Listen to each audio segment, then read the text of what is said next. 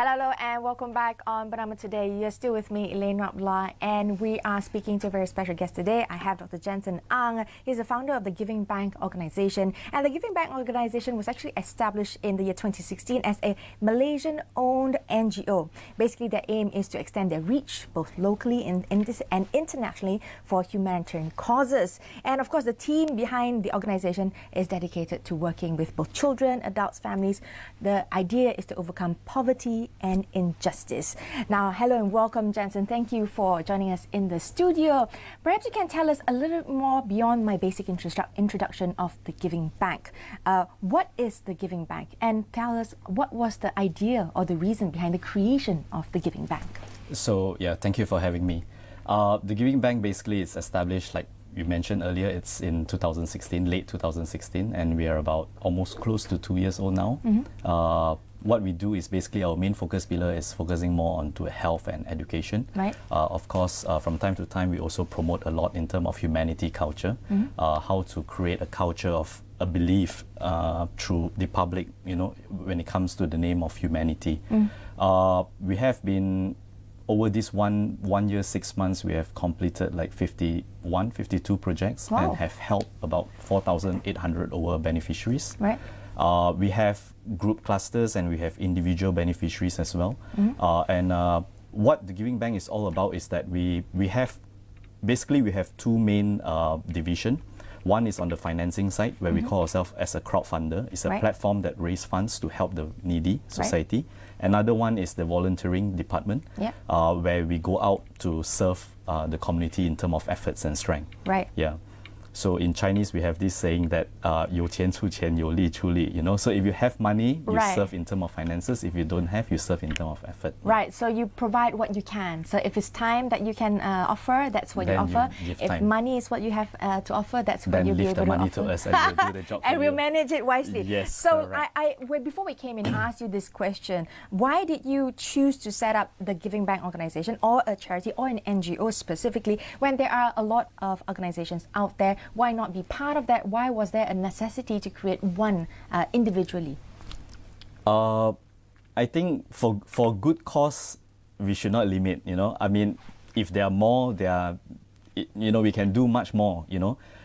We don't want to say, oh, because they have like dozens of them outside, so we don't have to do. I think everyone needs to have an understanding that it has to come individually, and whether we can try to do something different, you know, and try to create for a better cause, basically. So I think it's through all this gearing that if the more people comes, the better the society will become. So the answer is why not, right? Yeah, why not?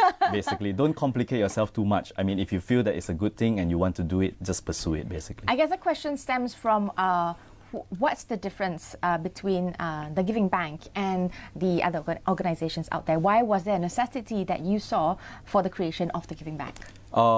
Honestly speaking, charity has been in my family blood. Ever since I was a little boy, you know, my parents has been teaching me about doing good, you know, and things like that.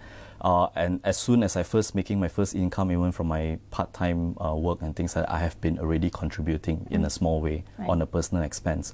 I do see that, you know, there are certain red tapes and bottlenecks in many of the Malaysian NGOs is that they are always very aggressive when it comes to seeking funds, but I don't see that it's a long-term thing where they also give transparency and honesty to the donors. Right. I'm speaking this on behalf of my own personal giving experience, because we have been, you know, on my corporate side, we have been funding a lot to big organizations, you name it, and that they only come to us when they need the money, but we are not involved. We do not know whether if the money is well spent or not and how they use it and things like that. So we are here basically to address the fact of transparency. And of course, before I even get determined to start off my own NGO, I actually sent up my committee members to actually speak, you know, in community areas, whereby we get some feedbacks that Malaysians are very, very skeptical when it comes to the word charity. There are a lot of spams, and unwanted situations and things like that. And so some we people are here. are concerned about scams. Yeah, correct. So what we do here is that we are here to readdress this factor, and we are here to bring confidence back to the Malaysian, to say that, hey, there is actually one organization that respects every single cent of your donation, and this is where transparency is all about. So tell me about transparency. What does it mean when you say there's transparency? What can the donor expect from that promise of transparency? The donors basically get the reports from us, how we spend the money and how we use it. We have different sorts of campaigns from time to time. The donors will then pledge their donation, and of course now it's a digital world, so we try to move away from all the manual works. Just look at us as Grab, for example. The moment you get down from Grab, you will receive a receipt automatically in your email. Is that how simple it is? It is that simple. Wow. So if you donate 10 ringgit or 100 ringgit or be it, you will definitely get something that is accounted for, that we have acknowledged we have received your fund, and that you will get an official receipt from us. And when your money has been transacted to us, is still floating, right? Because we, in every project, we have like the starting date and the ending date, by when we want to raise this and by when we want to do it. So it's remain floating until we have completed the project. We will take video or pictures, and we will actually put it up in a reporting format, and we will send it to them saying that, hey, Jensen, thank you for your donation, kind donation. Your contribution has been used for this sort of project. So there's a specific outcome in terms of I can see where the money flow is. Exactly. I think a lot of times, you mentioned this earlier to me as well, that a lot of people feel disconnected. The money goes, and then you don't know what happens to the money, whether or not it gets transacted, whether or not it's used to buy food, whether or not it's for flood, whether you don't really know. The money doesn't really have a report, like you say, and then you can see it being used. There is an actual post. It has a connection that you can then relate to. We are here to spark, the relationship between us and the donors, so that we can look at them at a long-term perspective. Because if they start believing us, we don't have to be so, we don't have to worry ourselves to keep finding new faces. These people will stay with us. So how do you start if there is a person who is keen to be a donor? What can they do? They can just go into our website currently. It's an ecosystem built website. When I say ecosystem, means it has a full-fledged agenda inside. It's an ecosystem by itself to not only encourage you to donate, but also to keep you updated from time to time as well. It also allows you to invite your close friends to actually join in and pledge in as well. Like Facebook. Yeah, correct. Yeah, so it's called thegivingbank.com. That's the website, www.thegivingbank.com. You're also available on Facebook as well, and it's also the Giving Bank organization. Yes, correct. And on YouTube, that's where you have your updates in terms of the projects that you guys have done in the past. You mentioned earlier 51 to 52 projects in the past. Yes, it's all there. Close to 2,000 recipients and beneficiaries. So, but speaking about donors, what is your strategy to gain more donor support? We spend quite a bit in terms of marketing, and again, it's a digital world now. Things is moving very rapidly, so we don't really go on the conventional way of promoting, but we go very much on digital. So we do spend a little bit of budget here and there to advertise in Facebook, to get more people know about us, and also our campaigns. We normally put in some funds in terms of boosting our ads as well, to let people know that, hey, these are some of the campaigns that we are running ongoingly. Which led me to my earlier question to you in terms of how is this run? Is it run on volunteers, or is it paid staff? And how does that work in the long term? They are actually, currently, my team, they are actually paid staffs, but they are not paid under the organization itself. They are paid under my corporate sectors. That's your basically. contribution. Yeah, correct. That is my company. personal contribution. Because in our group, we practice a 30% give back. That means in every 100 ringgit we made, 30 ringgit will go back out to the society. So previously, as I mentioned, we have been into charity for all this while. Even before the Giving Bank started, we have been doing that. We have been issuing out checks under CSR, Corporate Social Responsibility. But now that we have our own organization, this money will then come in here, and this will then fund and funnel all the operation, costs and things like that, basically. Thank you. We'll take a short breather right now. When we come back, we'll speak more about the ongoing activities and how you determine who are the people that deserves the attention. Sure. There you go. Stay tuned. We will be right back.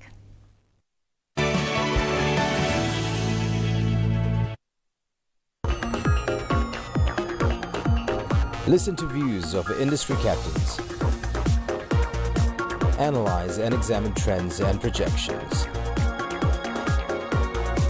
Gain market insights from subject matter experts. Biz Talk every Friday only on BNC.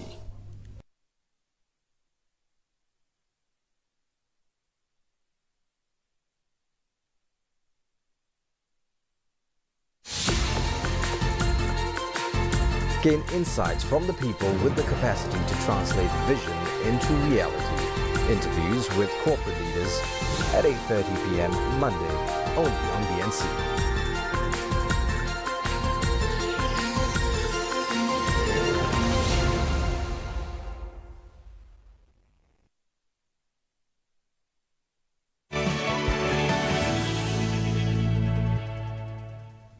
Thanks for staying with us on Bernama today. Earlier we were speaking about the Giving Bank, and in the studio I have Dr. Jensen Ang. He's the founder of the Giving Bank organization. Jensen, we were speaking earlier about the core things that the Giving Bank focuses on are health and education. You mentioned that earlier. The question right now is, how do you determine who gets these donations or funds and the attention? How do you filter it? We have a due diligence team. Speaking of that, we start to get a lot of awareness now, and in fact, there are a lot of people coming to us seeking for help on a daily basis. They will either contact our office or they will either send us through email. Right. So if there is anyone that is in need or anything, they can always contact us in that manner. Right. Now, once we receive the email or the calls from them, we have a special team where we call them the due diligence team to actually go out and see whether if this project is so-called amicable or not whether if it's legit or not, and then we will do the decision of whether if we are able to help. There again, I cannot promise the sun and the moon and everything. I mean, we are not Superman. Even Superman cannot help everyone. No. Yeah, it's not possible to help everyone. But as and when we go along and we see that we have the capacity to help, we will definitely do our best to help. So who comprises this due diligence team? We have 7 members that is all independent. They are non-related. That actually goes out and scout on this all the movements that we plan to undertake basically. So as you mentioned, you're not Superman, you can't do everything. Yep. So how do you then segregate what requires the priority versus that which you will sort of maybe relook at later on? I think from the interview, we will definitely be able to know whether if it's a critical condition or not. So we will not always try to give preference to those critical ones first, especially on the health side. Yes. For those that is critically ill and really need the urgent attention, that's where we focus first, basically. Right. So what do you think is sorely lacking in our system, in our community, that requires improvement beyond the reliance on, say, for example, a charity or organization?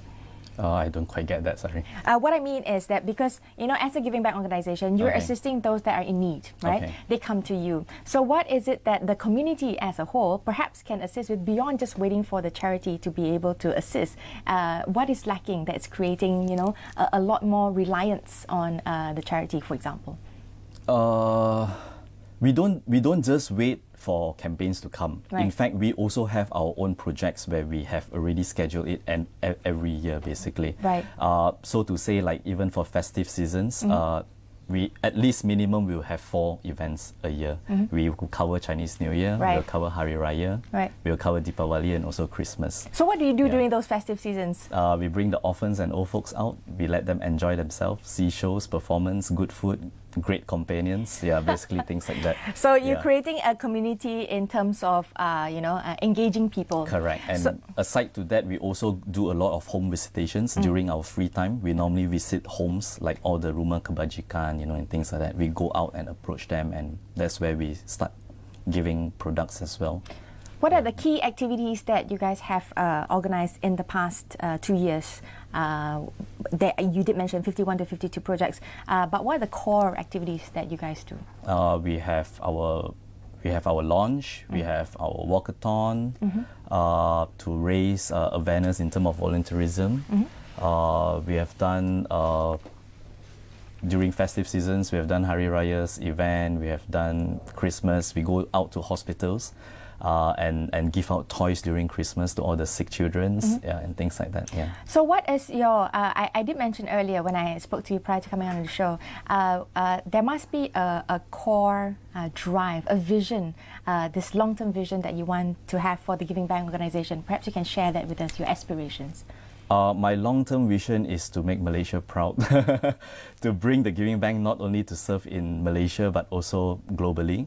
But of course, this will take a while because we are only 2 years old. Yeah. Give us a few more years. Let us stabilize our operation here. Right. Let us make a name here, and that we have more trust and support. And then we will start going out to. We have some friends that I've known that have been talking to us in bringing the Giving Bank to Singapore, to Hong Kong, to Papua New Guinea, even to South Africa. Right. Yeah, but we are still restricting ourselves to go too fast because we still want to serve the Malaysian community. Right. Not to say that when we go abroad, we will not look into Malaysia, but we just want to strengthen our policies and our structure first before we start looking outdoor, basically. Thank you so much, Jensen, for that. And thank you also for creating the Giving Bank organization. We look forward to more support and more volunteerism coming in from Malaysians to be able to create this momentum for us to be able to spread the goodness around. Correct. I think it's the community that we are trying to build, basically. It needs to start from home. Yeah, it needs to start from home. Yes. Thank you so much for your time. That's all the time that we have on Bernama today. Thanks for staying with us till the end of the show. Bye for now. It's been a pleasure. Thank Don't you. move anywhere because they can still see us.